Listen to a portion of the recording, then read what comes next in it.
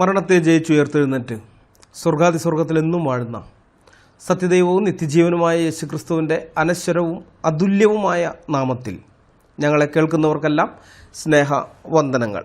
നിങ്ങളുടെ എല്ലാവരുടെയും മേൽ കർത്താവായ യേശുക്രിസ്തുവിൻ്റെ കൃപയും സമാധാനവും ഉണ്ടാകട്ടെ.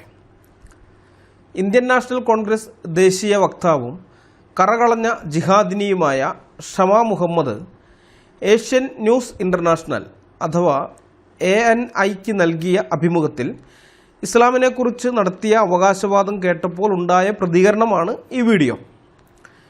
ഈ ഷമാ മുഹമ്മദിന് മെഡിക്കൽ ബിരുദം ഉണ്ടെന്നാണ് പറയപ്പെടുന്നത്.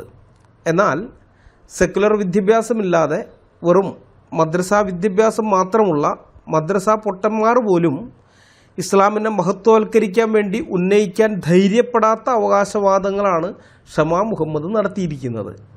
ഇസ്ലാം വളരെ ശാസ്ത്രീയമായ മതമാണ്. ഗണിതശാസ്ത്രം ഇസ്ലാമിലൂടെയാണ് ആവിർഭവിച്ചത്. ഒരു ഡോക്ടറായതുകൊണ്ട് എനിക്കത് പറയാൻ കഴിയും. ഇസ്ലാം ആധുനികമായ ശാസ്ത്രീയമായ മതമാണെന്നാണ് ഉളുപ്പ് എന്നത് ലെവലേശമില്ലാത്ത ഷമാ മുഹമ്മദ് അടിച്ചുവിട്ടത്. അവരാ പറയുന്നതിൻ്റെ ക്ലിപ്പ് ഒന്ന് കേൾക്കാം. In Islam, there is very important thing during Ramzan is when we are traveling, we don't need to fast. So one, Muhammad Shami is traveling, he's not in his own place. Number two, he's playing a sport where he can be very thirsty, and nobody insists that when you're playing a sport that you have to fast. Number three, the Holy Quran, before we start a surah, it says Bismillahir Rahmanir Rahim, in the name of Allah, the most gracious, the most merciful. So every surah starts with Rahman ar-Rahim, the most gracious, the most merciful Allah. So Allah subhanahu wa ta'ala will definitely have mercy on these things. These are not things which He will not forgive you. It is your deeds which are very important also. And it's a very scientific religion. As you know that mathematics has come through Islam. The first surah which was revealed to Prophet Muhammad sallallahu alaihi wasallam through Angel Jibreel by Allah Ta'ala was Iqra bismi rabbikal ladhi khalaq. That is Surah Al-Alaq. Means the first line, Iqra bismi rabbikal ladhi khalaq, khalaqal insana min alaq. Iqra bismi rabbikal ladhi khalaq means read in the name of Allah. And the second verse says, I've made man from out of a clot of blood. And that is very scientific, because when the ova and the sperm come together, I'm a doctor myself, it's the first trimester is a clot of blood. So everything is there, and it's a very modern scientific religion, and you have to look at it in that way. Indian national Congress എന്തുകൊണ്ടാണ് ഇന്ത്യയിൽ അനിസ്പ്രേയുടെ പരസ്യം പോലെയായി മാറിയത് എന്ന് നിങ്ങൾക്കിപ്പോൾ മനസ്സിലാകുന്നുണ്ടോ? ഇതാണ് കാരണം. മുസ്ലിം വോട്ടുകൾ കിട്ടാൻ വേണ്ടി അന്ധമായ ഇസ്ലാമിക പ്രീണനം നടത്തിക്കൊണ്ടിരിക്കുകയാണ് അവർ. ഇതൊക്കെ കേൾക്കുന്ന പൊതുജനങ്ങൾ കഴുതകളല്ല എന്ന കാര്യം ഇവരൊക്കെ എന്നാണ് ഇനി മനസ്സിലാക്കാൻ പോകുന്നത്? സത്യം പറഞ്ഞാൽ കോൺഗ്രസിൻ്റെ ഇത്തരം നയങ്ങൾ ഹിന്ദു വോട്ടർമാരെ കോൺഗ്രസിൽ നിന്നും അകറ്റുകയാണ് ചെയ്തിട്ടുള്ളത്. ഉത്തരേന്ത്യയിൽ പരമ്പരാഗതമായി കോൺഗ്രസിന് വോട്ട് ചെയ്തുകൊണ്ടിരുന്നവർ എന്തുകൊണ്ടാണ് BJPയുടെ ഹിന്ദുത്വ അജണ്ടയിലേക്ക് കളം മാറി ചവിട്ടിയതെന്ന് ചിന്താശേഷിയുള്ള മനുഷ്യർക്ക് മനസ്സിലാക്കാൻ പാഴൂർ പടിപ്പരയിൽ പോയി കവടി നിരത്തേണ്ട കാര്യമൊന്നുമില്ല. മനസ്സിലായ? രാഷ്ട്രീയം പറയാൻ വേണ്ടിയല്ല ഞാൻ ഈ വീഡിയോ ചെയ്യുന്നത്. അതുകൊണ്ട് തൽക്കാലം ആ വിഷയം വിടുകയാണ്. ഇസ്ലാം സയൻറ്റിഫിക് റിലീജിയൻ ആണെന്ന ഷമാ മുഹമ്മദിൻ്റെ അവകാശവാദം അറപ്പും വെറുപ്പും ഉളവാക്കുന്ന ഒന്നാണ്. ഇസ്ലാമിനെക്കുറിച്ചും സയൻസിനെക്കുറിച്ചും അത്യാവശ്യം അറിവുള്ള ഏതൊരാൾക്കും മനസ്സിലായിട്ടുള്ള കാര്യമാണ് ഇസ്ലാമും സയൻസും എന്ന് പറഞ്ഞാൽ അത് അലുവയും മത്തിക്കറിയും പോലെയാണ്, അത്ര ചർച്ചയാണെന്നുള്ള കാര്യം. കേൾക്കുന്നവരുടെ IQവിനെ പരിഹസിക്കുകയാണ് ഷമാ മുഹമ്മദൊക്കെ ചെയ്യുന്നത്. ഈ ഷമാ മുഹമ്മദിന് MBBS സർട്ടിഫിക്കറ്റൊക്കെ ഉണ്ടെന്നാണ് പറയുന്നത്. ഏത് ചാത്തൻ യൂണിവേഴ്സിറ്റിയിൽ നിന്നാണ് അവർക്ക് MBBS കിട്ടിയതെന്നാണ് ഞാൻ ആലോചിക്കുന്നത്. ഒരു ദേശീയ പാർട്ടിയുടെ വക്താവായിരുന്നു കൊണ്ട് ഇതുപോലെയുള്ള വിവരക്കേടുകൾ തള്ളിവിടാൻ സാമാന്യ ബുദ്ധിയുള്ള മനുഷ്യർക്ക് എങ്ങനെയാണ് സാധിക്കുക? സൂര്യൻ അസ്തമിക്കുന്നത് ചെളിക്കുണ്ടിലാണ് എന്ന് എഴുതി വച്ചിരിക്കുന്ന പുസ്തകമാണ് ഇസ്ലാം മതത്തിൻ്റെ ആധികാരിക ഗ്രന്ഥമായ ഖുർആൻ. സൂറ 18 83 മുതൽ 86 വരെയുള്ള ആയത്തുകളിൽ അത് പറയുന്നുണ്ട്. അത് വിശ്വസിക്കാൻ വിധിക്കപ്പെട്ടവരാണ് മുസ്ലിങ്ങൾ. അങ്ങനെയുള്ള ആ മതം ശാസ്ത്രീയമാണത്രേ. അതുപോലെ സൂറ 31 10 16 15 21 31 ഭൂമി നിശ്ചലമായി നിൽക്കുന്നു എന്ന് മാത്രമല്ല, ഭൂമി കുലുങ്ങിപ്പോകാതിരിക്കാൻ വേണ്ടി അള്ളാഹു ആണി അടിച്ച് ഉറപ്പിച്ചു വെച്ചിരിക്കുകയാണെന്നും ആ ആണികളാണ് പർവ്വതങ്ങളെന്നും ഖുർആനിനകത്ത് പറയുന്നുണ്ട്. അതുപോലെ നക്ഷത്രങ്ങളെക്കുറിച്ച് പറയുന്നത് നക്ഷത്രങ്ങൾ പിശാചുക്കളെ എറിഞ്ഞോടിക്കാനുള്ളവയാണെന്നാണ് ഖുർആനിൽ എഴുതി വച്ചിരിക്കുന്നത്. സൂറ 67:5, 37:6 മുതൽ 10 വരെ, 15:16 മുതൽ 18 വരെ അവിടേക്ക് ഇത് പറയുന്നുണ്ട്. അതുപോലെ സൂറ 36 39 മുതൽ 40 വരെയുള്ള ഭാഗത്ത് പറയുന്നത് ഈ ചന്ദ്രൻ ഈത്തപ്പഴക്കൊലയുടെ വളഞ്ഞ തണ്ട് പോലെ ആയിത്തീരുന്നു എന്നാണ്. ചന്ദ്രനെ ഈത്തപ്പഴക്കൊലയുടെ വളഞ്ഞ തണ്ട് പോലെ ആയിത്തീരുന്നു. വാസ്തവത്തിൽ നമുക്കറിയാം ചന്ദ്രന് മാറ്റമൊന്നുമില്ല. ചന്ദ്രൻ എന്ന് പറയുന്ന ഉപഗ്രഹമാണ്, അതിൻ്റെ രൂപത്തിലൊരു മാറ്റവും വരുന്നില്ല. പക്ഷേ ഭൂമിയിൽ നിന്ന് നമ്മൾ കാണുന്ന സമയത്ത് നമ്മുടെ ദൃഷ്ടിക്ക് ഗോചരമാകുന്ന ഭാഗത്തിന് അതിൻ്റെ വ്യത്യാസമാണത്. ഭൂമിയുടെ നിഴൽ തന്നെ ഇതിൽ പതിക്കുന്നു, ചന്ദ്രനിൽ പതിക്കുന്നതുകൊണ്ട് അത് ചില ഭാഗം കുറച്ച് ഇരുണ്ടുപോയി കാണുന്നു. മറുവശത്ത് ഈ നിഴൽ പതിക്കാത്ത ഭാഗത്ത് സൂര്യൻ്റെ വെളിച്ചം അതിൽ തട്ടുന്നു. അപ്പോൾ അവിടെ നമ്മൾ ഈ ചന്ദ്രകല അങ്ങനെയൊക്കെ കാണും. ഇനി ഭൂമിയുടെ നിഴൽ ഒട്ടും പതിച്ചില്ല എന്നുണ്ടെങ്കിൽ നമ്മൾ പൂർണ്ണചന്ദ്രൻ എന്ന് പറയുന്നു. കംപ്ലീറ്റ് ആയിട്ട് ഭൂമിയുടെ നിഴൽ പതിച്ചാൽ അന്നത്തെ ദിവസം അമാവാസി എന്ന് നമ്മൾ പറയുന്നു. അങ്ങനെയാണ്, അല്ലാതെ ചന്ദ്രന് ഒരു രൂപമാറ്റവും വരുന്നില്ല. പക്ഷെ ഖുർആനിനകത്ത് അങ്ങനെ എഴുതി വച്ചിരിക്കുന്നത് ഈത്തപ്പഴക്കുലയുടെ വളഞ്ഞ തണ്ട് പോലെ ആയിത്തീരുന്നു.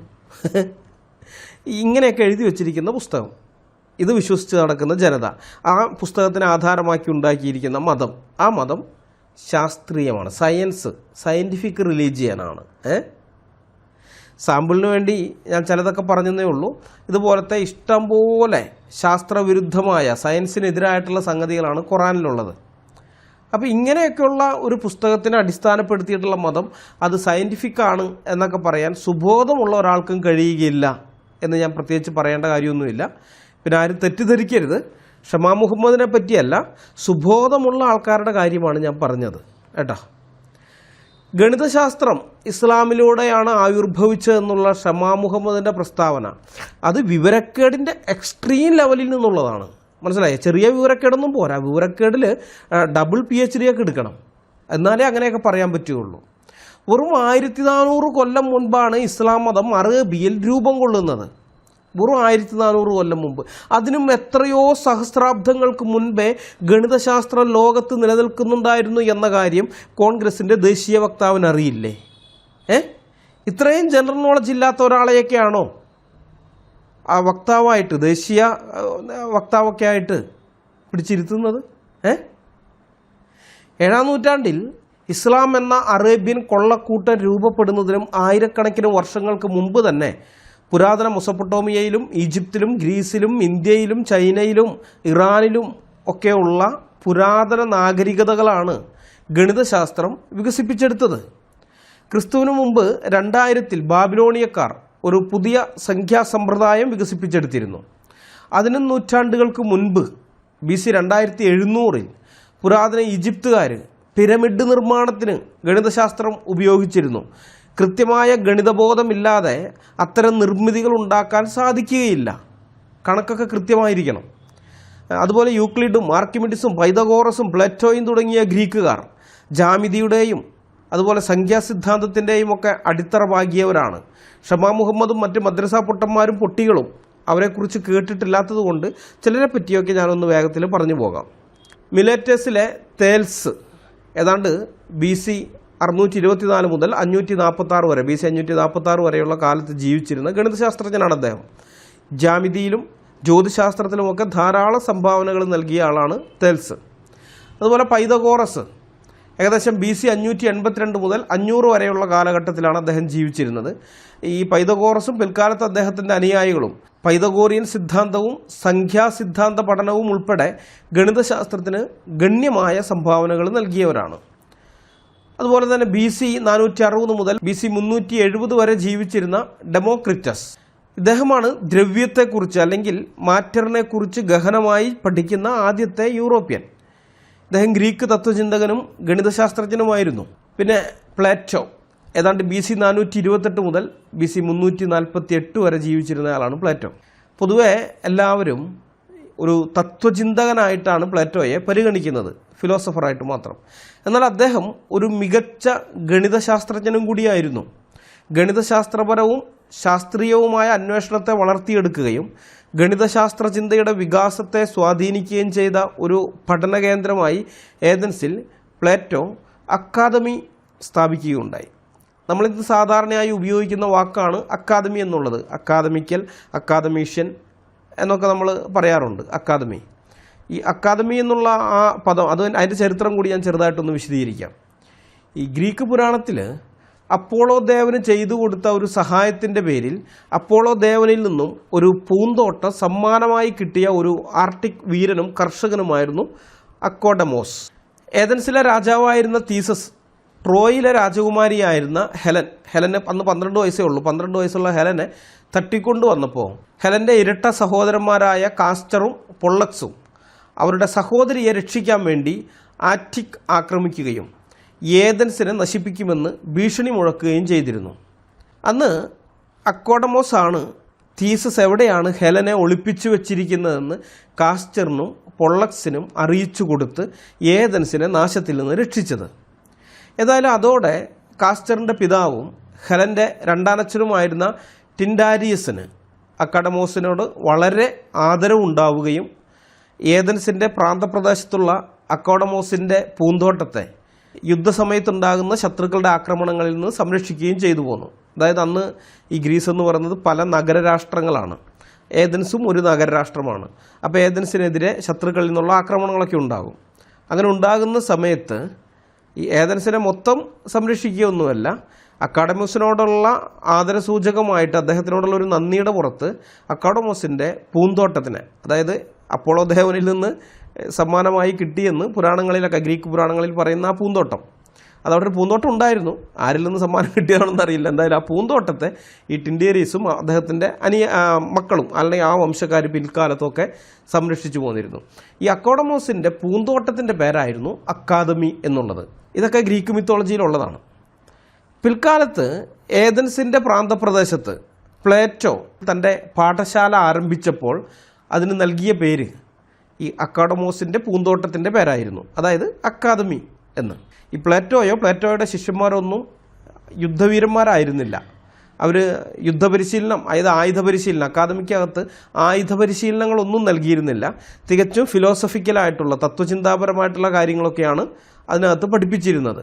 പിന്നെ ഗണിതശാസ്ത്രം അതുപോലെയുള്ള കാര്യങ്ങളൊക്കെയാണ് അവിടെ പഠിപ്പിച്ചിരുന്നത്.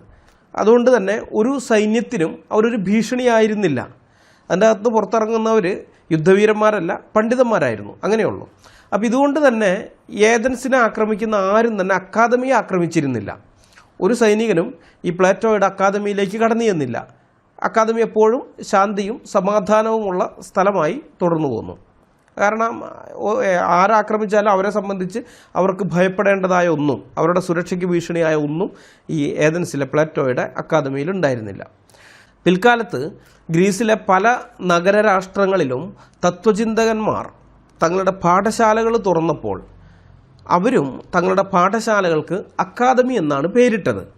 അതിൻ്റെ പ്രധാന ഉദ്ദേശം അവിടെ ആയുധ പരിശീലനം ഒന്നും നടക്കുന്നില്ലെന്നും ആയുധങ്ങളൊന്നും സംഭരിച്ചു വച്ചിട്ടില്ലെന്നും അറിയപ്പെടാൻ വേണ്ടി, പുറത്തേക്ക് അറിയപ്പെടാനും അങ്ങനെ ആക്രമണങ്ങളിൽ നിന്ന് ആ വിദ്യാലയങ്ങൾ സംരക്ഷിക്കപ്പെടാൻ വേണ്ടിയായിരുന്നു. അതിനുവേണ്ടിയാണ് പുതുതായിട്ട് പിന്നെ ആര് പാഠശാലകൾ തുറന്നാലും അതിനെല്ലാം അക്കാദമി എന്ന് പേര് കൊടുക്കാൻ തുടങ്ങിയത്. അതങ്ങനെ ആയിക്കഴിഞ്ഞ് പോകെ നൂറ്റാണ്ടുകൾ ചിലത് കഴിഞ്ഞപ്പോൾ അക്കാദമി എന്ന് പറഞ്ഞാൽ അക്കാഡമോസിൻ്റെ പൂന്തോട്ടത്തിൻ്റെ പേരാണത് എന്നുള്ളത് മാറി വിജ്ഞാനം പകർന്നു കൊടുക്കുന്ന സ്ഥലം എന്നർത്ഥം ലഭിച്ചു. ആ വാക്കിന് അങ്ങനെ ഒരു അർത്ഥം വന്നു. അത് മുമ്പ് അത് അക്കാഡമോസിൻ്റെ പൂന്തോട്ടം എന്നായിരുന്നു ആ വാക്കിൻ്റെ അർത്ഥം. പക്ഷെ പിൽക്കാലത്ത് അത് അക്കാദമി എന്ന് പറഞ്ഞാൽ അവിടെ ആയുധ പരിശീലനങ്ങളൊന്നുമില്ല, സൈനിക പരിശീലനങ്ങളില്ല, അവിടെ ഉള്ളത് വിജ്ഞാനം പകർന്നു കൊടുക്കൽ മാത്രമാണ്. ആ അർത്ഥത്തിലേക്ക് ആ വാക്ക് മാറി. ആ അർത്ഥത്തിൽ തന്നെയാണ് ഇന്നും നമ്മൾ അക്കാദമി എന്ന വാക്ക് ഉപയോഗിക്കുന്നത്. പണ്ഡിതന്മാരുടെ സദസ്സ്, പണ്ഡിതന്മാരൊക്കെ ഉള്ള അക്കാദമിക്കൽ മേഖല എന്ന് പറഞ്ഞാൽ സ്കോളേഴ്സുള്ള മേഖല, സ്കോളേഴ്സിൻ്റെ ഫീൽഡ് എന്നുള്ള അർത്ഥത്തിലൊക്കെയാണ് നമ്മൾ ഇന്നത് ഉപയോഗിക്കുന്നത്. ഈ പ്ലേറ്റോയുടെ അക്കാദമിയിൽ പ്രധാനമായും പഠിപ്പിച്ചുകൊണ്ടിരുന്നത് ഗണിതവും തത്വചിന്തയും ഒക്കെ ആയിരുന്നു. ഗണിതശാസ്ത്രത്തിൻ്റെ ഒരു പ്രധാന ഇതുണ്ടായിരുന്നു. ഇദ്ദേഹം നല്ല ഒരു ഗണിതജ്ഞനായിരുന്നു. അദ്ദേഹത്തിൻ്റെ ഒരു ഉദ്ധരണിയുണ്ട്, the highest form of pure thought is in mathematics. എന്ന് വെച്ച് കഴിഞ്ഞാൽ ചിന്തയുടെ ശുദ്ധമായ ചിന്തയുടെ ഏറ്റവും ഉയർന്ന രൂപം മാത്തമാറ്റിക്സ് ആണ്. ഇദ്ദേഹം ഒരു ചിന്തകനാണ് പ്ലേറ്റോ. അപ്പോൾ അദ്ദേഹം പറയുകയാണ് ശുദ്ധമായ ചിന്തയുടെ ഏറ്റവും ഉയർന്ന രൂപം എന്ന് പറഞ്ഞാൽ അത് മാത്തമാറ്റിക്സ് ആണ്. ഇത് കേൾക്കുമ്പോൾ ചിലപ്പോൾ നിങ്ങൾക്ക് വേറൊരാൾ ഓർമ്മ വരുമായിരിക്കും. എനിക്ക് ഓർമ്മ വരാറുണ്ട്. എനിക്ക് ഓർമ്മ വരുന്നത് വേറെ ആരുമല്ല, നമ്മുടെ ചാക്കോ മാഷയാണ്. ഭൂഗോളത്തിൻ്റെ സ്പന്ദനം മാത്തമാറ്റിക്സിലാണെന്ന് പറഞ്ഞ ചാക്കോ മാഷ്, അദ്ദേഹത്തെയാണ് എനിക്ക് ഓർമ്മ വരാറുള്ളത്. ഈ പ്ലേറ്റോ ഒക്കെ ജീവിച്ചിരുന്നത് മുഹമ്മദിനേക്കാളും 1000 കൊല്ലം മുമ്പാണ്. മനസ്സിലായ? മുഹമ്മദ് പിന്നെ 40ാമത്തെ വയസ്സിൽ ഇസ്ലാം മതം ഉണ്ടാക്കുന്നത്. ആ ഇസ്ലാം മതമാണ് ഗണിതശാസ്ത്രം ലോകത്തിന് സംഭാവന ചെയ്തതെന്നാണ് ഷമാ മുഹമ്മദൊക്കെ പറയുന്നത്. ഇനി തീർന്നില്ല, അടുത്തയാൾ സിനിഡസിലെ യുഡോക്സസ്, ഏകദേശം BC 408 മുതൽ BC 355 വരെ ജീവിച്ചിരുന്നയാളാണ്. ഇദ്ദേഹം ഗ്രീക്ക് ഗണിതശാസ്ത്രജ്ഞനാണ്, ജ്യോതിശാസ്ത്രജ്ഞനൊക്കെ ആയിരുന്നു. ഇദ്ദേഹത്തിൻ്റെ വർക്കുകളാണ് പിൽക്കാലത്ത് കാൽക്കുലസിന് അടിത്തറയിട്ടത്. കാൽക്കുലസ് എന്ന് പറയുന്ന ആ ഗണിതശാസ്ത്ര ശാഖയൊക്കെ ഉണ്ടാകുന്നത് ഇദ്ദേഹത്തിൻ്റെ പ്രവർത്തന ഫലമായിട്ടാണ്. അടുത്തത് സാമോസിലെ അരിസ്റ്റാർക്കസ്, BC 310 മുതൽ BC 230 വരെ ജീവിച്ചിരുന്നയാളാണ്. ഭൂമിയും മറ്റ് ഗ്രഹങ്ങളും സൂര്യനെ ചുറ്റുന്നു എന്ന് പറഞ്ഞ ആദ്യത്തെ ആൾ. ഒരു സൗരകേന്ദ്ര പ്രപഞ്ചം, അതിന് ആ കാലത്തൊക്കെ ഉണ്ടായിരുന്നത് ഭൗമകേന്ദ്ര പ്രപഞ്ചമാണ്. ടോളമിയൊക്കെ പറഞ്ഞിരുന്നത് ഭൂമിയാണ് പ്രപഞ്ചത്തിൻ്റെ കേന്ദ്രം എന്ന് വിശ്വസിച്ചിരുന്ന കാലമാണ്. ആ സമയത്താണ് ഇദ്ദേഹം അല്ല, സൂര്യനാണ് ഇതിൻ്റെ കേന്ദ്രം, ഭൂമിയും മറ്റ് ഗ്രഹങ്ങളും സൂര്യനെ ചുറ്റുകയാണ് എന്ന് പറഞ്ഞ ആ ഒരു സൗരകേന്ദ്ര പ്രപഞ്ചത്തിൻ്റെ ഒരു മാതൃക ആദ്യമായി മുന്നോട്ട് വെച്ച ആളായിരുന്നു ഗ്രീക്ക് ജ്യോതിശാസ്ത്രജ്ഞനും ഗണിത ശാസ്ത്രജ്ഞനും ഒക്കെ ആയിരുന്ന അരിസ്റ്റാർക്കസ്. തള്ളിപ്പോയി, അന്നത്തെ കാലത്ത് ആരും അത് അംഗീകരിച്ചില്ല. അദ്ദേഹത്തിൻ്റെ ആ മോഡല് തള്ളുകയാണ് ചെയ്തത് അന്നത്തെ പണ്ഡിത ലോകം. സാധാരണഗതിയിൽ എല്ലാവരുടെയും ധാരണ ഭൂമി സൂര്യനെ ചുറ്റുന്നു എന്ന് ആദ്യമായി പറഞ്ഞത് നിക്കോളസ് കോപ്പർനിക്കസ് ആണെന്നാണ്. അദ്ദേഹമാണിത് പറഞ്ഞതെന്ന് എല്ലാവരുടെയും വിചാരം. പക്ഷേ കോപ്പർനിക്കസിന് 18 നൂറ്റാണ്ടുകൾക്ക് മുമ്പേ അക്കാര്യം മനസ്സിലാക്കിയിരുന്ന ആളായിരുന്നു അരിസ്റ്റാർക്കസ്. അതുകൊണ്ട് തന്നെ അദ്ദേഹത്തെ ആൻഷ്യൻ കോപ്പർനിക്കസ് അല്ലെങ്കിൽ പുരാതന കാലത്തെ കോപ്പർനിക്കസ് എന്നാണ് പണ്ഡിതന്മാർ വിളിക്കുന്നത്. ഇദ്ദേഹം നല്ലൊരു ഗണിതശാസ്ത്രജ്ഞനായിരുന്നു. അതുപോലെ യൂക്ലിഡ് ഓഫ് അലക്സാൻഡ്രിയ, ഏകദേശം BC 4-ാം നൂറ്റാണ്ടിലും 3-ാം നൂറ്റാണ്ടിലുമായി ജീവിച്ചിരുന്ന ഗണിതശാസ്ത്രജ്ഞനാണ്. ഇദ്ദേഹമാണ് ജ്യോമിട്രിയുടെ പിതാവ് എന്നറിയപ്പെടുന്നത്. ജ്യോമിട്രിയുടെ പിതാവ്. യൂക്ലിഡിൻ്റെ ഏറ്റവും പ്രശസ്തമായ ഒരു കൃതിയുണ്ട്, ദ എലമെൻറ്റ്സ്. അതാണ് യൂക്ലിഡിയൻ ജ്യാമിതിക്ക് അല്ലെങ്കിൽ ജ്യോമിട്രിക്ക് അടിത്തറ പാകുകയും നൂറ്റാണ്ടുകളായി ഗണിതശാസ്ത്രത്തെ സ്വാധീനിക്കുകയൊക്കെ ചെയ്തത്. അങ്ങനെയുള്ള ഒരു ഗ്രന്ഥം രചിച്ച ആളാണ്. മുഹമ്മദിനൊക്കെ എത്രയോ നൂറ്റാണ്ടുകൾക്ക് മുമ്പ് ജീവിച്ചിരുന്നയാളാണ്. അതുപോലെ മറ്റൊരാൾ ആർക്കിമിഡീസ്, ഏകദേശം BC 287 മുതൽ BC 212 വരെ ജീവിച്ചിരുന്നയാൾ. ഇദ്ദേഹവും മികച്ച ഒരു ഗണിതശാസ്ത്രജ്ഞനും കണ്ടുപിടുത്തക്കാരനും എഞ്ചിനീയറും ഒക്കെ ആയിരുന്നു. അതുപോലെ ജിയോമെട്രി, മെക്കാനിക്സ്, ഹൈഡ്രോസ്റ്റാറ്റിക്സ് എന്നിവയിലൊക്കെ വിപ്ലവകരമായ കണ്ടുപിടുത്തങ്ങളൊക്കെ നടത്തിയ ആളാണ്. ഒരു വൃത്തത്തിൻ്റെ വിസ്തീർണം കണക്കാക്കാനുള്ള മാർഗം കണ്ടുപിടിച്ചത് ആർക്കിമിഡീസാണ്. കുറേ കാര്യങ്ങളുണ്ട് അദ്ദേഹത്തിൻ്റെ, എല്ലാം കണക്കുമായി ബന്ധപ്പെട്ടിട്ടുള്ളതാണ്. അടുത്തയാൾ BC 276 മുതൽ BC 195 വരെ ജീവിച്ചിരുന്ന ആളാണ് എറാത്തോസ്തനീസ്. ഇദ്ദേഹം ജോഗ്രഫിയുടെ പിതാവായി അറിയപ്പെടുന്ന ഒരു ഗ്രീക്ക് ഗണിതശാസ്ത്രജ്ഞനും ഭൂമിശാസ്ത്രജ്ഞനും ഒക്കെയാണ്. ഭൂമിയുടെ ചുറ്റളവ് വളരെ കൃത്യമായി കണക്കാക്കിയ വ്യക്തിയാണ് എറാത്തോസ്തനീസ്. പിന്നെ മറ്റൊരാൾ പെർഗയിലെ അപ്പോളോണിയസ്. ഈ അപ്പോളോണിയസ് BC 262 മുതൽ BC 190 വരെ ജീവിച്ചിരുന്നയാളാണ്. കോണിക വിഭാഗങ്ങളെക്കുറിച്ചുള്ള പ്രവർത്തനത്തിന് പേര് കേട്ട ഗ്രീക്ക് ഗണിതശാസ്ത്രജ്ഞനായിരുന്നു അപ്പോളോണിയസ്. പിന്നെ അടുത്തയാൾ ഡയാക്കിൾസ് ഓഫ് കാരിസ്റ്റസ്, BC 240 മുതൽ 180 BC വരെ. ഇദ്ദേഹവും ഗണിതശാസ്ത്രത്തിന് വളരെയധികം സംഭാവനകൾ നൽകിയിട്ടുള്ള ഒരു ഗ്രീക്ക് ഗണിതശാസ്ത്രജ്ഞനായിരുന്നു.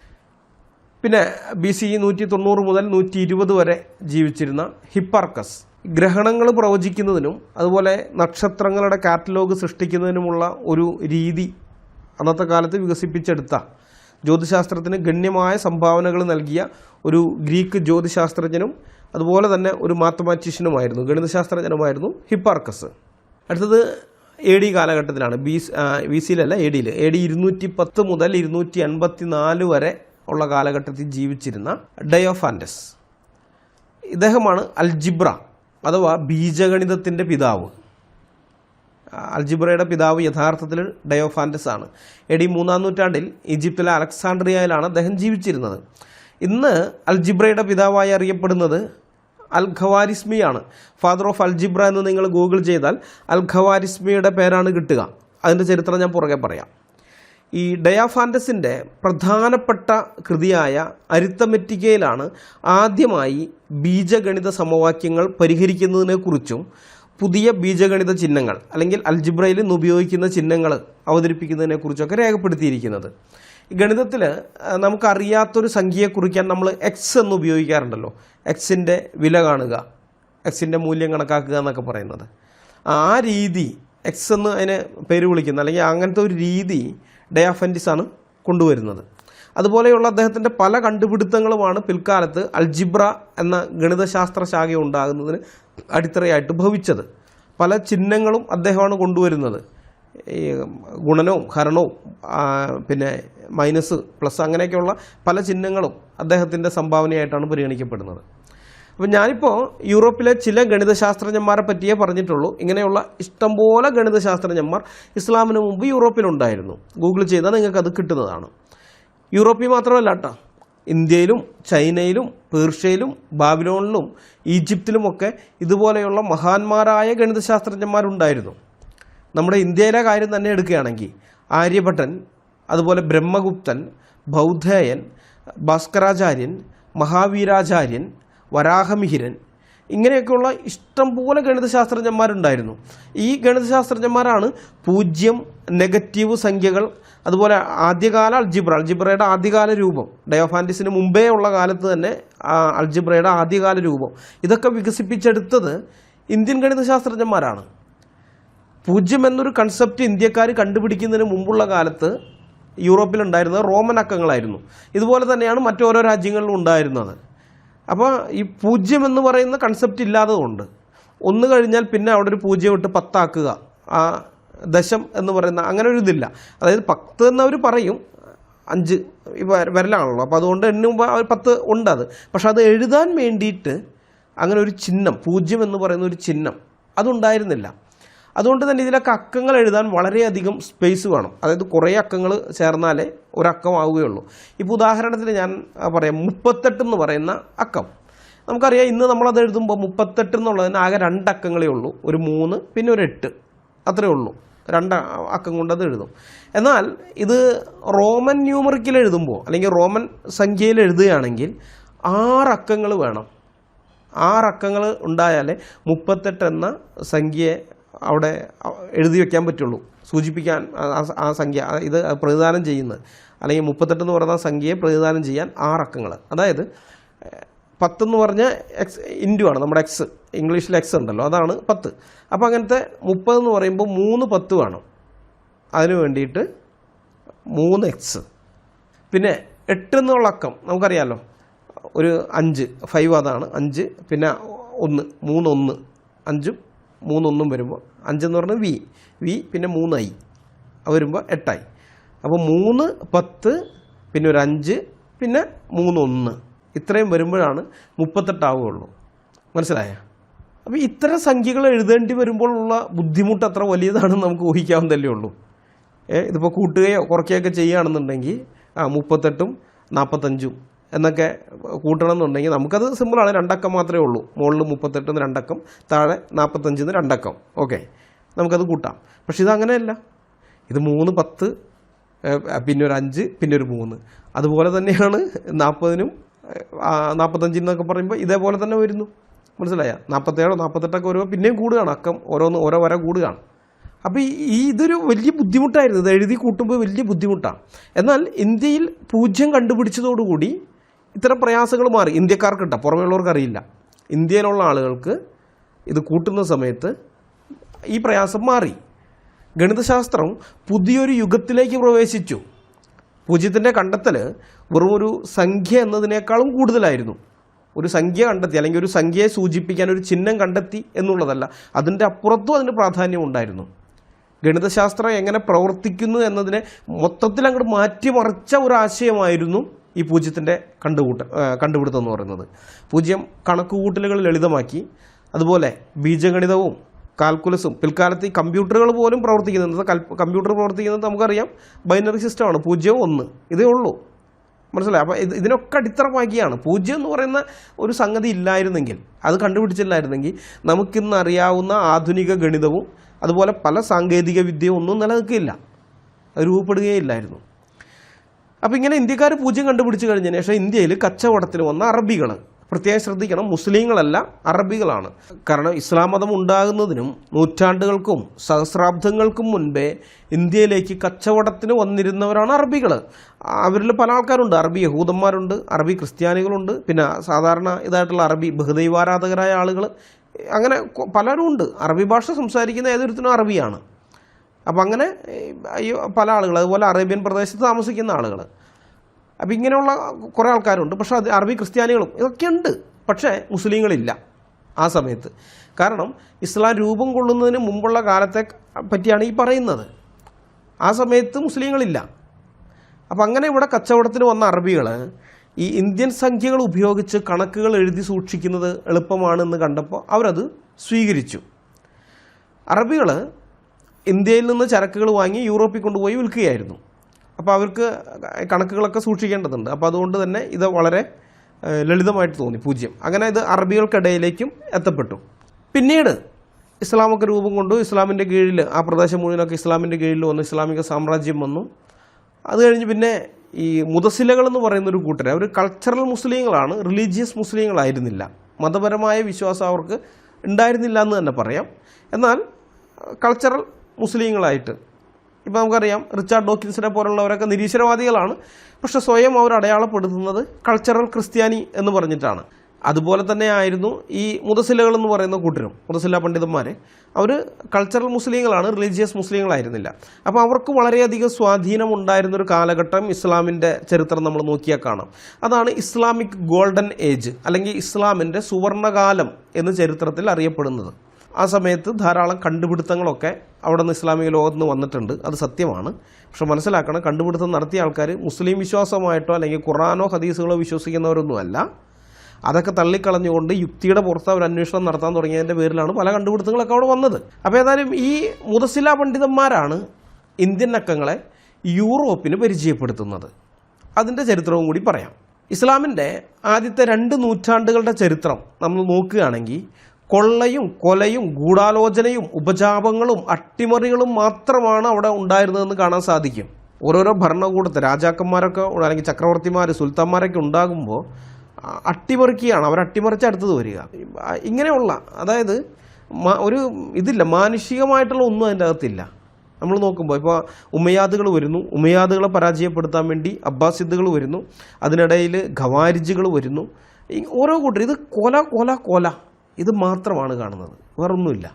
ഈ മുഹമ്മദിനെ മാതൃകയാക്കിയത് കൊണ്ട് ഇസ്ലാമിക സാമ്രാജ്യത്തിനകത്ത് എഴുത്തും വായനയും അറിയാവുന്നവർ നന്നേ കുറവായിരുന്നു. എഴുത്തും വായനയും അറിയാവുന്നവർക്കാണെങ്കിൽ കിട്ടുന്ന പുസ്തകങ്ങൾ ഏതാണ്? ഖുറാനും അതിൻ്റെ അനുബന്ധ ഗ്രന്ഥങ്ങളും മാത്രം. അതേ വായിക്കാൻ കിട്ടുന്നുള്ളൂ, ഇസ്ലാമികമായിട്ടുള്ള ഗ്രന്ഥങ്ങൾ മാത്രം. അങ്ങനെ ഈ ചവറ് ഗ്രന്ഥങ്ങൾ മാത്രം വായിച്ച് ഇവരുടെയൊക്കെ ബുദ്ധി അങ്ങനെ മരവിച്ചു പോയി. അതുകൊണ്ടാണ് ഇതുപോലെയുള്ള കൊള്ളയും കൊലയും ഇതൊക്കെ നടത്തിക്കൊണ്ടിരുന്നത് അവർ. അപ്പോൾ ഇതിൻ്റെ അനന്തരഫലം എന്ന് പറയുന്നത് ലോകത്തെ മറ്റ് സംസ്കാരങ്ങളെക്കാൾ ഈ ഇസ്ലാമിക സാമ്രാജ്യത്തിനകത്തുള്ള ആളുകളുടെ സംസ്കാരം നൂറ്റാണ്ടുകൾക്ക് പുറകിലായിപ്പോയി, നൂറ്റാണ്ടുകൾക്ക് പുറകിൽ. അപ്പോൾ ഇങ്ങനെയുള്ള ഈ ജനതയെയും വെച്ച് മുന്നോട്ട് പോകുന്നത് ആത്മഹത്യാപരമാണെന്ന് തിരിച്ചറിഞ്ഞ അബ്ബാസിദ് ഖിലാഫത്തിലെ 5ാമത്തെ ഭരണാധികാരിയായിരുന്ന ഹാറൂൺ അൽ റഷീദ്, ഇദ്ദേഹത്തെക്കുറിച്ച് നിങ്ങൾ കേട്ട് കാണും, ഈ ഹാറൂൺ അൽ റഷീദിനെ പറ്റി. ഇദ്ദേഹമാണ് 1001 രാവുകൾ എന്ന നാടോടി കഥയുണ്ടല്ലോ, 1001 രാവുകളിൽ പറയുന്ന ആ സുൽത്താൻ, അദ്ദേഹം ഈ ഹാറൂൺ അൽ റഷീദാണ്. അപ്പോൾ ഇദ്ദേഹം, ഈ ഹാറൂൺ അൽ റഷീദ്, വിദേശ രാജ്യങ്ങളിൽ നിന്നും വിജ്ഞാനം ഇസ്ലാമിക സാമ്രാജ്യത്തിനകത്തേക്ക് ഇറക്കുമതി ചെയ്യാൻ തീരുമാനിച്ചു.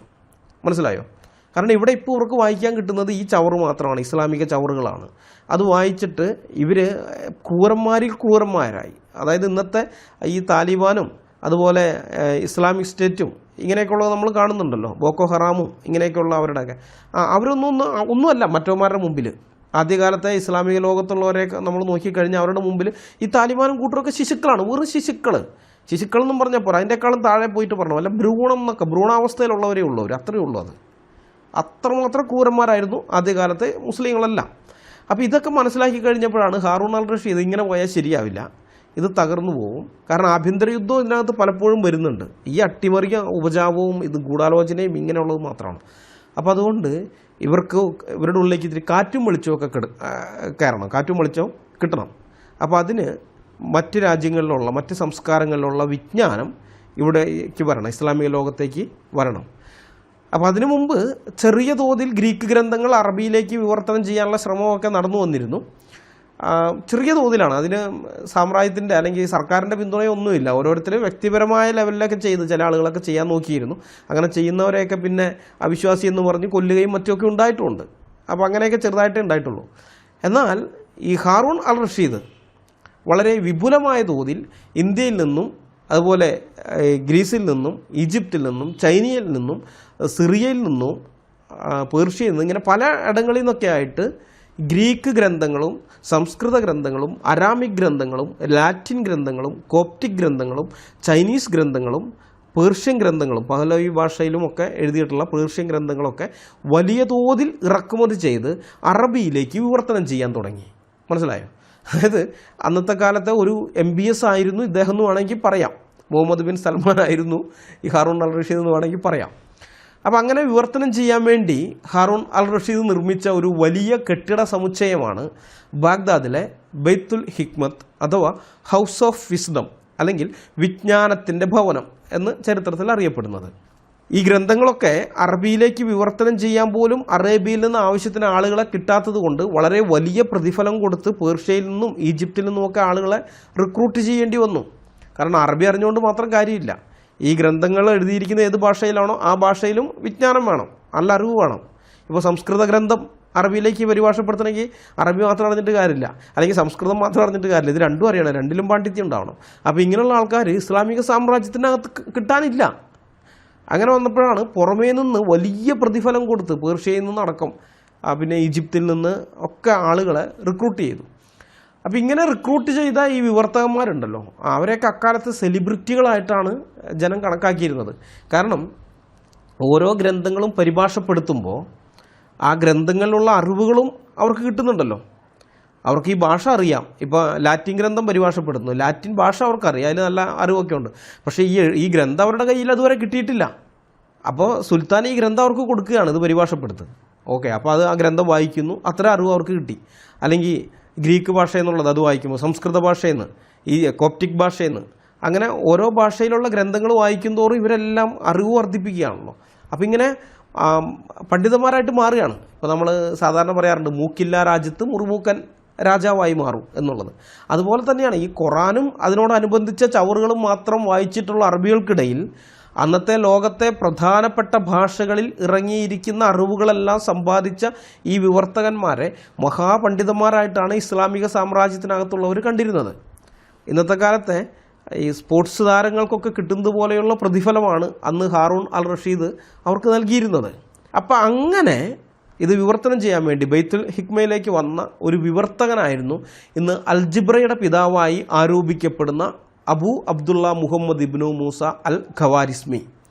അദ്ദേഹവും അറബിക്കാരനായിരുന്നില്ല, പേർഷ്യക്കാരനായിരുന്നു. ഇപ്പോൾ ഉസ്ബെക്കിസ്ഥാൻ്റെ ഭാഗമായ ഖവാരിസം എന്ന സ്ഥലത്താണ് അദ്ദേഹം ജനിച്ചത്. ഈ ഖവാരിസത്തിൽ നിന്നുള്ള ആളായതുകൊണ്ടാണ് അദ്ദേഹത്തെ ഖവാരിസ്മി എന്ന് വിളിക്കുന്നത്. അപ്പോൾ നമുക്കറിയാം ഈ താഷ്കൻഡിലെ ബുഖാറ എന്ന സ്ഥലത്തുള്ള ആളാണ് ഇമാം ബുഖാരി. സ്വഹീ ബുഖാരി ഉണ്ടല്ലോ, ബുഖാരിയുടെ രചയിതാവായ ഇമാം ബുഖാരി. അദ്ദേഹത്തിൻ്റെ യഥാർത്ഥ പേര് വേറെയാണ്. ഈ ബുഖാരി എന്ന് വിളിക്കാൻ കാരണം ഇദ്ദേഹം ബുഖാറയിൽ നിന്നുള്ള ആളാണ്, അതുകൊണ്ട് ബുഖാരി. അതുപോലെ ഖവാരിസം എന്ന സ്ഥലത്തു നിന്നുള്ള ആളാണ്, അതുകൊണ്ട് ഇദ്ദേഹത്തെ ഖവാരിസ്മി എന്ന് വിളിക്കുന്നു. അപ്പോൾ ഞാൻ നേരത്തെ പറഞ്ഞല്ലോ അൽജിബ്രയുടെ പിതാവ് യഥാർത്ഥത്തിൽ ഡയോഫാൻഡസ് ആണെന്ന്. അൽജിബ്രയുടെ അടിസ്ഥാനമായ ഡയോഫാൻഡസിൻ്റെ അരിത്തമെറ്റിക്ക എന്ന ഗ്രന്ഥം അൽ ഖവാരിസ്മിയെ വളരെയധികം സ്വാധീനിക്കുകയുണ്ടായി. അരിത്തമെറ്റിക്കയിൽ പറഞ്ഞിരിക്കുന്ന കാര്യങ്ങളോടൊപ്പം തൻ്റേതായ ചില പഠനങ്ങളും കൂട്ടിച്ചേർത്ത് അൽ ഖവാരിസ്മി ചില ഗ്രന്ഥങ്ങൾ എഴുതുകയുണ്ടായി. ഈ ഗ്രന്ഥങ്ങൾ പിൽക്കാലത്ത് യൂറോപ്പിലെത്തിയപ്പോൾ അരിത്തമെറ്റിക്കയിൽ നിന്ന് കോപ്പിയടിച്ച കാര്യങ്ങളാണ് ഇതിൽ ഭൂരിഭാഗവും എന്നറിയാതിരുന്ന യൂറോപ്യന്മാർ ഇത് അൽ ഖവാരിസ്മിയുടെ സ്വന്തമാണ് എന്ന് വിചാരിച്ചിട്ട് അൽജിബ്രയുടെ പിതാവായിട്ട് ഇദ്ദേഹത്തെ കണക്കാക്കാൻ തുടങ്ങി. എന്നാൽ നമ്മൾ മനസ്സിലാക്കണം, അൽജിബ്രയിൽ ഇന്ന് ഉപയോഗിക്കുന്നതായ ചിഹ്നങ്ങൾ പ്ലസ് ആകട്ടെ മൈനസ് ആകട്ടെ അല്ലെങ്കിൽ ഗുണനമാകട്ടെ ഹരണമാകട്ടെ ഈക്വൽ അല്ലെങ്കിൽ ഇക്വേഷൻ നമ്മൾ കൊടുക്കുന്ന സമചിഹ്നം, ഇതൊന്നും അറബികളോ മുസ്ലിങ്ങളോ കണ്ടുപിടിച്ചതല്ല. ആ ചിഹ്നങ്ങളൊക്കെ അരിത്തമെറ്റിക്കയിലുള്ളതാണ്, അല്ലെങ്കിൽ അതിന് മുമ്പേ തന്നെ ഗ്രീസിലൊക്കെ നിലനിന്നിരുന്നതാണ്. അപ്പോൾ അത് കോപ്പിയടിക്കുകയാണ് ഖവാരിസ്മി ചെയ്തത്. പിന്നെ കോപ്പിയടി ഞമ്മൻ്റെ മുത്ത് കാണിച്ചു തന്നിട്ടുള്ളതാണല്ലോ, അത് ഞമ്മൻ്റെ രക്തത്തിലുള്ളതാണ്. അത് നമുക്കെല്ലാവർക്കും അറിയാവുന്നതുകൊണ്ട് ഇത് വലിയ കാര്യമായിട്ട് നമ്മൾ എടുക്കേണ്ടതില്ല. വലിയ കിതാബുകൾ കോപ്പി അടിച്ചവനാണോ ഈ നിസാര ഗണിതശാസ്ത്രം പോലെയുള്ള കിതാബുകളൊക്കെ കോപ്പി അടിക്കാൻ ബുദ്ധിമുട്ട്? അപ്പോൾ നിങ്ങൾ മനസ്സിലാക്കണം, അറബികളിൽ നിന്ന് 0 അടക്കമുള്ള ഇന്ത്യൻ ന്യൂമറൽസ് അല്ലെങ്കിൽ ഇന്ത്യൻ സംഖ്യകൾ യൂറോപ്യന്മാർ സ്വീകരിച്ചു. പക്ഷേ ഇത് ഇന്ത്യൻ സംഖ്യകളെന്ന് പറഞ്ഞിട്ടല്ല, അറബി സംഖ്യകളെന്ന് പറഞ്ഞിട്ടാണ് അറബികൾ ഇത് യൂറോപ്പിലേക്ക് കൈമാറുന്നത്. അതുവരേക്കും റോമൻ അക്കങ്ങൾ ഉപയോഗിച്ചുകൊണ്ടിരുന്നവർ പിന്നെ 0 ഒക്കെ ഉൾപ്പെടുത്തിക്കൊണ്ടുള്ള പുതിയ സംഖ്യാ സിസ്റ്റം അത് അവർ ഉപയോഗിക്കാൻ തുടങ്ങി. പക്ഷേ ഇവരുടെ ധാരണ, യൂറോപ്യന്മാരുടെ ധാരണ ഇത് അറബികളുടെ ആണ് എന്നാണ്. അതുകൊണ്ടാണ് അവരതിനെ അറബിക് ന്യൂമറൽസ് എന്ന് വിളിച്ചത്. ഇന്നും അങ്ങനെ തന്നെയാണ് വിളിക്കുന്നത്. അറബിക് ന്യൂമറൽസ് എന്ന് പറഞ്ഞ് നിങ്ങൾ ഗൂഗിൾ ചെയ്ത് കഴിഞ്ഞാൽ കാണാം 1 2 3 4 0 മുതൽ 1 മുതൽ 0 വരെയുള്ള അക്കങ്ങളൊക്കെ കാണാം. പക്ഷേ നിങ്ങൾ മനസ്സിലാക്കണം, യഥാർത്ഥത്തിൽ അത് അറബിക് സംഖ്യകളല്ല, അത് ഇന്ത്യക്കാരുടെ കണ്ടുപിടുത്തമാണ്. ഇന്ത്യൻ ന്യൂമറൽസ് എന്നാണ് അറിയപ്പെടേണ്ടത്, ഇന്ത്യൻ സംഖ്യകളെന്നാണ് അറിയപ്പെടേണ്ടത്. ഞാൻ പറഞ്ഞല്ലോ, പിന്നെ കോപ്പിയടി ഞമ്മൻ്റെ ജന്മാവകാശമാണ്. അതുകൊണ്ട് ഇന്ത്യൻ സംഖ്യകൾ അറബിക് സംഖ്യകളായിട്ട് ഇന്ന് ലോകത്ത് അറിയപ്പെടുന്നു. യൂറോപ്യൻ പണ്ഡിതന്മാർ അറബി ഗണിതത്തിൽ നിന്ന് പ്രയോജനം നേടിയിരുന്നു എന്നുള്ളത് വസ്തുതയാണ്. പക്ഷേ അത് അറബികളുടെ സൃഷ്ടിയായിരുന്നില്ല, മറിച്ച് ഇന്ത്യൻ ഗണിതശാസ്ത്രജ്ഞന്മാരുടെ സൃഷ്ടിയായിരുന്നു. അതായത് ഈ 1 മുതൽ 0 വരെയുള്ള സംഖ്യകളുടെ കാര്യമാണ് ഞാൻ പറഞ്ഞത്. അതുപോലെ തന്നെ അരിത്തമെറ്റിക്ക പോലെയുള്ള ഗ്രന്ഥങ്ങൾ അത് ഗ്രീക്കുകാരുടെയാണ്. ഇതേപോലെ ലോകത്തിൻ്റെ പല ഭാഗങ്ങളിൽ നിലവിലുണ്ടായിരുന്ന സംസ്കാരങ്ങളിലെ ഗണിതശാസ്ത്രജ്ഞന്മാരുടെ സൃഷ്ടികളായിരുന്നു അതൊക്കെ തന്നെ. മനസ്സിലായോ? അതല്ല ഇവരുടെ അറബികളുടെ സംഭാവനയല്ല, അല്ലെങ്കിൽ മുസ്ലിങ്ങളുടെ സംഭാവനയല്ല, മുസ്ലിങ്ങളുടെ സൃഷ്ടികളുമല്ല. റിലീജിയസ് മുസ്ലിങ്ങളല്ലാത്ത കൾച്ചറൽ മുസ്ലിങ്ങൾ മാത്രമായിരുന്ന ഈ മുതസിലകളുടെ കാലത്ത് അൽ ഖവാരിസ്മിയെയും ഇബിൻ അൽ ഹയാത്തിമിനെയും ഒമർ ഖയ്യാമിനെയും അൽ ബട്ടാനിയെയും അൽ കിന്ദിയെയും പോലെയുള്ള മുതസില പണ്ഡിതന്മാർ ഗണിതശാസ്ത്രത്തിൻ്റെ വളർച്ചയ്ക്ക് സംഭാവനകൾ നൽകിയിട്ടുണ്ടെന്നുള്ളത് സത്യമാണ്. അത് നമുക്ക് നിഷേധിക്കാൻ പറ്റില്ല, സത്യമാണ്. അതിൻ്റെ അർത്ഥം അവരത് കണ്ടുപിടിച്ചു എന്നല്ല. Greek, Latin, Persian, Indian, Chinese, Syrian, Egyptian, Babylonian തുടങ്ങിയ നാഗരികതകളുടെ മുൻകാല സംഭാവനകളെ അടിസ്ഥാനമാക്കി അവർക്ക് ലഭിച്ച ഗണിതശാസ്ത്ര അറിവുകൾ അവർ സംരക്ഷിച്ചു, അല്ലെങ്കിൽ അത് ഗ്രന്ഥങ്ങളിൽ സൂക്ഷിച്ചു വെച്ചു, എഴുതി വെച്ചു. അവരങ്ങനെ അത് സംരക്ഷിച്ചു. പിന്നെ അത് അവരുടേതായ ചില സംഭാവനകൾ കൊടുത്ത് അത് കുറച്ചുകൂടെ മുന്നോട്ട് കൊണ്ടുപോവുകയും യൂറോപ്പിന് കൈമാറുകയും ചെയ്തു. ഇതാണ് അവരുടെ സംഭാവന, അല്ലാതെ ഇത് അവരുടെ സൃഷ്ടിയല്ല. ഇസ്ലാമിനും വളരെ മുമ്പ് തന്നെ, ആയിരക്കണക്കിന് വർഷങ്ങൾക്ക് മുമ്പ് തന്നെ നിരവധി പുരാതന നാഗരികതകളാണ് ഗണിതശാസ്ത്രം വികസിപ്പിച്ചെടുത്തത്. ഇതാണ് വസ്തുത. ഷമാ മുഹമ്മദിനെ പോലെയുള്ള ജിഹാദിനികൾ എത്രയൊക്കെ ഇസ്ലാമിനെ പൊക്കിയടിക്കാൻ നോക്കിയാലും വസ്തുതകൾ മാറാൻ പോകുന്നില്ല. എത്ര പൊക്കിയടിച്ചിട്ടും കാര്യമില്ല. ഞാൻ കുറച്ചു മുമ്പ് പറഞ്ഞല്ലോ, ഈ മുതസിലകൾ റിലീജിയസ് മുസ്ലിങ്ങളായിരുന്നില്ല, കൾച്ചറൽ മുസ്ലിങ്ങൾ മാത്രമായിരുന്നുവെന്ന്. അവരുടെ ചിന്താഗതിയൊക്കെ വേറെയാണ്. ഇപ്പോൾ അവർ മുസ്ലിങ്ങളായിരുന്നു, അവർ സ്വയം വിശേഷിപ്പിക്കുന്നത് മുസ്ലിങ്ങളെന്ന് തന്നെയാണ്, മുസ്ലിങ്ങളായിട്ടാണ് അവർ ഐഡൻറ്റിഫൈ ചെയ്യുന്നത്. എങ്കിൽ പോലും അവരുടെ വിശ്വാസങ്ങളെന്ന് പറയുന്നത് സാമ്പ്രദായിക ഇസ്ലാമിക വിശ്വാസങ്ങളിൽ നിന്ന് വ്യത്യാസപ്പെട്ടതാണ്. ഇപ്പോൾ ഖുറാനെ കുറിച്ചാണെങ്കിൽ, ഖുറാൻ റിവീൽഡ് ഗ്രന്ഥമാണ്, അല്ലെങ്കിൽ വെളിപ്പെടുത്തപ്പെട്ടതാണ്. വഹീ കിട്ടി, മുഹമ്മദിന് വഹീ കിട്ടി. വഹീ എന്ന് പറഞ്ഞാൽ വെളിപ്പാട്. അപ്പോൾ വഹീ കിട്ടിയിട്ട് ആ വഹീ മുഖാന്തരം ഉണ്ടായതാണ് ഖുറാൻ എന്നുള്ള സാമ്പ്രദായിക മുസ്ലിം ചിന്താഗതി ഉണ്ടല്ലോ, അത് അവർ അങ്ങനെ തന്നെ തള്ളിയവരാണ്. അവർ പറഞ്ഞത് സൃഷ്ടിക്കപ്പെട്ട ഗ്രന്ഥമാണെന്നാണ്, വെളിപ്പെടുത്തപ്പെട്ടതല്ല, സൃഷ്ടിക്കപ്പെട്ടത്. അതാണ് അവരുടെ ചിന്താഗതി. അതായത് the Quran is not revealed but it was created. ഇതായിരുന്നു അവരുടെ നിലപാട്. ഈ മുതസില പണ്ഡിതന്മാരിലെ അഗ്രഗണ്യനായിരുന്നു മുഹമ്മദ് ഇബിൻ സക്രിയ അൽ റാസി. പ്രശസ്തനായ വൈദ്യശാസ്ത്രജ്ഞനും കൂടിയായിരുന്നു ഈ അൽ റാസി. വൈദ്യശാസ്ത്രത്തിൽ ധാരാളം കണ്ടുപിടുത്തങ്ങൾ, ഗവേഷണങ്ങളൊക്കെ നടത്തിയിട്ടുള്ള ആളാണ്. ഖുർആൻ ദൈവവചനമാണെന്നുള്ളത് അൽ റാസി അംഗീകരിച്ചിരുന്നില്ലെന്ന് മാത്രമല്ല, ഒരു ഗ്രന്ഥം സ്വയം ദൈവവചനമാണ് എന്നുള്ള അവകാശവാദം ഉന്നയിക്കുകയാണെങ്കിൽ അതിനകത്ത് അതിന് വിരുദ്ധമായിട്ടുള്ള വിവരക്കേടുകൾ മാത്രമേ ഉള്ളൂ. പക്ഷെ പറയുന്നത് സ്വയം ഇത് അള്ളാഹുവിൻ്റെ വചനമാണ് അല്ലെങ്കിൽ ദൈവവചനമാണെന്ന് അവകാശപ്പെടുന്നു. അപ്പോൾ അതിനെ ചോദ്യം ചെയ്തുകൊണ്ട് അദ്ദേഹം പറയുന്നുണ്ട്, അൽ റാസി പറയുന്ന ഒരു പ്രസ്താവനയുണ്ട്. അദ്ദേഹം പറയുന്നത് അങ്ങനെയാണെങ്കിൽ ജോമെട്രിയും ആസ്ട്രോണമിയും മെഡിസിനും ലോജിക്ക് ഇങ്ങനെയൊക്കെയുള്ള ശാസ്ത്രങ്ങൾ അടങ്ങിയ പുസ്തകങ്ങളുണ്ടല്ലോ, അത് ഖുറാനേക്കാൾ ദിവ്യമായ വെളിപ്പാടുകളാണെന്ന് പറയേണ്ടി വരുമല്ലോ എന്ന് പറഞ്ഞ ആളാണ് അൽ റാസി. മനസ്സിലായോ? അദ്ദേഹം അത് വെറുതെ പറഞ്ഞൊന്നുമല്ല, വസ്തുതകളുടെ അടിസ്ഥാനത്തിൽ പറഞ്ഞതാണ്. ഇദ്ദേഹം ഒരു വൈദ്യശാസ്ത്രജ്ഞനാണെന്ന് പറഞ്ഞല്ലോ. മനുഷ്യൻ്റെ ജനനത്തെക്കുറിച്ചൊക്കെ ഗ്രീക്കുകാരൊക്കെ എഴുതിയ ഗ്രന്ഥങ്ങൾ, ഗ്രീക്ക് വൈദ്യശാസ്ത്ര ഗ്രന്ഥങ്ങളൊക്കെ പണ്ടേക്ക് നൂറ്റാണ്ടുകൾക്ക് മുമ്പേ ഉള്ളതുണ്ട്. അപ്പോൾ അതൊക്കെ വായിച്ചിട്ടുള്ള ആളാണ് ഇദ്ദേഹം, അൽ റാസി. അപ്പോൾ എന്നാൽ ഇതിലേക്ക് വരുമ്പോൾ ഖുറാനിലേക്ക് വരുമ്പോൾ ഖുറാനിൽ വയറ്റാട്ടികളുടെ 7-ാം നൂറ്റാണ്ടിലെ വയറ്റാട്ടികളുടെ ശാസ്ത്രമാണ് ഖുറാൻ്റെ അകത്ത് വലിയ കാര്യമായിട്ട് എഴുതി വെച്ചിരിക്കുന്നത്. ദൈവനുവദിച്ചാൽ നമുക്ക് പിന്നെ ഒരു ഭാഗത്ത് നോക്കാം. അപ്പോൾ ഇതൊക്കെ കണ്ടിട്ടാണ് അദ്ദേഹം പറയുന്നത്, അങ്ങനെയാണെങ്കിൽ നിങ്ങൾ ഇതിനെ വെളിപ്പാടെന്ന് പറഞ്ഞാൽ, ഇത് ദിവ്യ വെളിപ്പാടാണെന്ന് പറഞ്ഞാൽ ഇതിനേക്കാളും ദിവ്യമായ വെളിപ്പാടാണല്ലോ ഈ മെഡിസിനിലും ജോമെട്രിയിലും ആസ്ട്രോണമിയിലും പിന്നെ ലോജിക്ക് അങ്ങനെയുള്ള ഇതിലൊക്കെ എഴുതിയിരിക്കുന്ന പുസ്തകങ്ങളെന്ന് ചോദിച്ച ആളാണ് അദ്ദേഹം.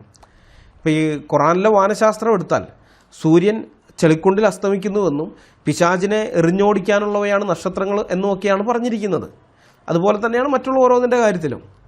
എന്നാൽ അതിനേക്കാൾ അങ്ങനെയൊന്നും അല്ലാതെ അതിനേക്കാൾ മെച്ചമായ രീതിയിൽ സൂര്യനെക്കുറിച്ച് ചന്ദ്രനെക്കുറിച്ച് മറ്റു കാര്യങ്ങളെക്കുറിച്ചൊക്കെ ജ്യോതിശാസ്ത്രത്തിൻ്റെ കാര്യത്തിൽ ഈ ഗ്രീക്കുകാരൊക്കെ പണ്ടേ പുലികളാണ്.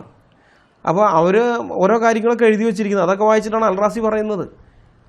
ഇത് ദൈവവചനം എന്നുള്ള അവകാശവാദം കൊണ്ടുവരികയാണെങ്കിൽ ഖുറാനേക്കാളും ദൈവവചനം എന്നുള്ള അവകാശവാദം ആ ഗ്രന്ഥങ്ങൾ കാണുന്നത്.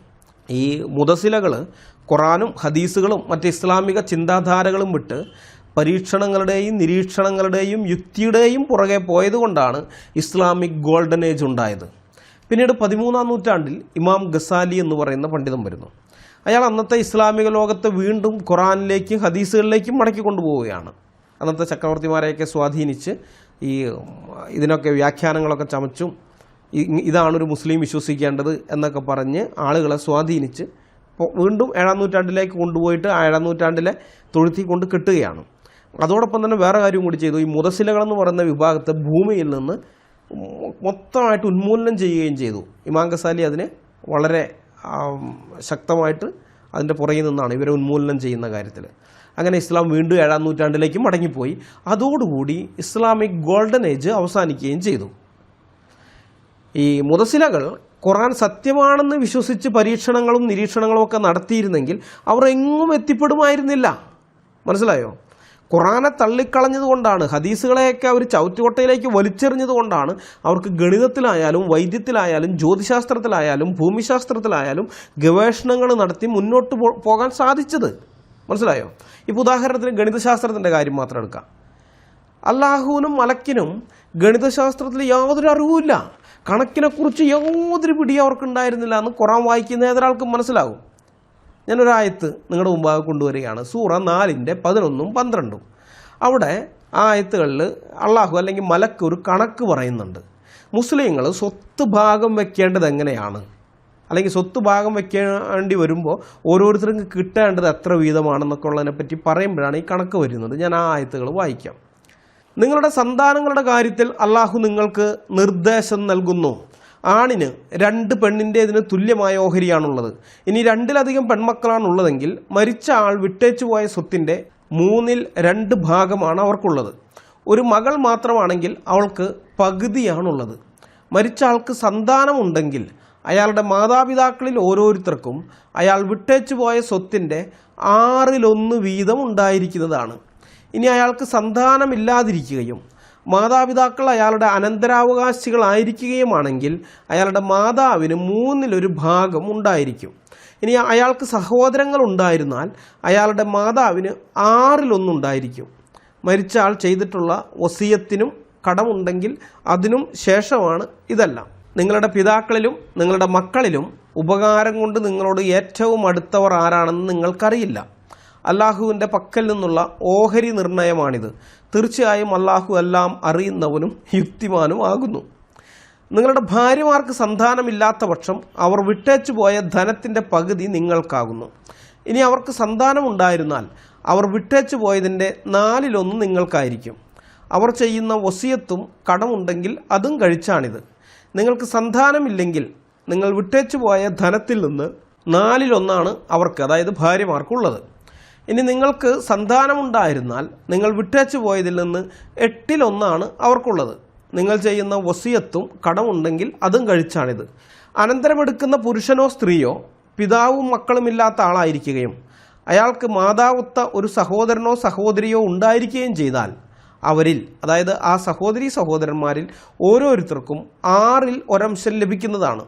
ഇനി അവർ അതിലധികം പേരുണ്ടെങ്കിൽ അവർ 3/1 സമാവകാശികളായിരിക്കും. ദ്രോഹകരമല്ലാത്ത വസിയത്തോ കടമോ ഉണ്ടെങ്കിൽ അതൊഴിച്ചാണിത്. അല്ലാഹുവിങ്കൽ നിന്നുള്ള നിർദ്ദേശമത്രേ ഇത്. അല്ലാഹു സർവജ്ഞനും സഹനശീലനുമാകുന്നു. സൂറ 4:11-12.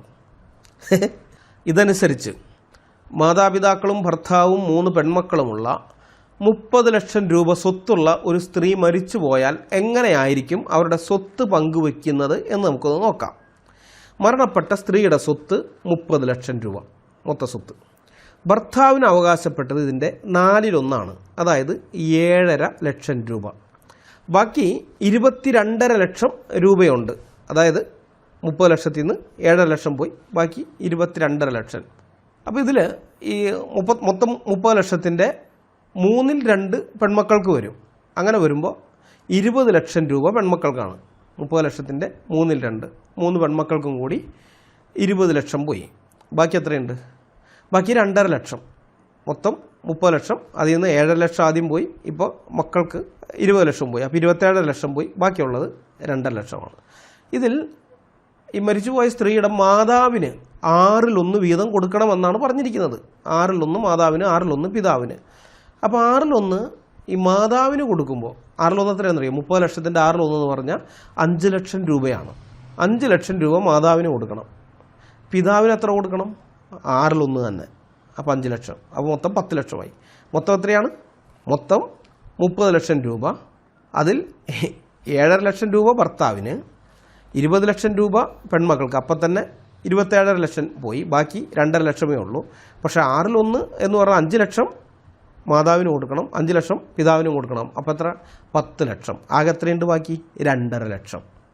2.5 ലക്ഷം രൂപ ബാക്കി അവശേഷിക്കുമ്പോൾ പറയാണ് 10 ലക്ഷം, 5 ലക്ഷം 5 ലക്ഷം വീതം മാതാപിതാക്കൾക്ക് കൊടുക്കണം.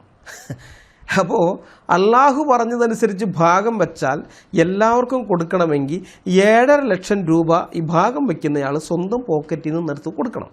മനസ്സിലായ? ഇനി ഈ മരണപ്പെട്ട സ്ത്രീയുടെ മാതാപിതാക്കൾ ജീവനോടെ ഇല്ലെങ്കിൽ സ്വത്ത് ഭാഗം വയ്ക്കുമ്പോൾ 2.5 ലക്ഷം രൂപ ബാക്കി വരും. അത് എന്ത് ചെയ്യണമെന്ന് അള്ളാഹു പറഞ്ഞിട്ടുമില്ല.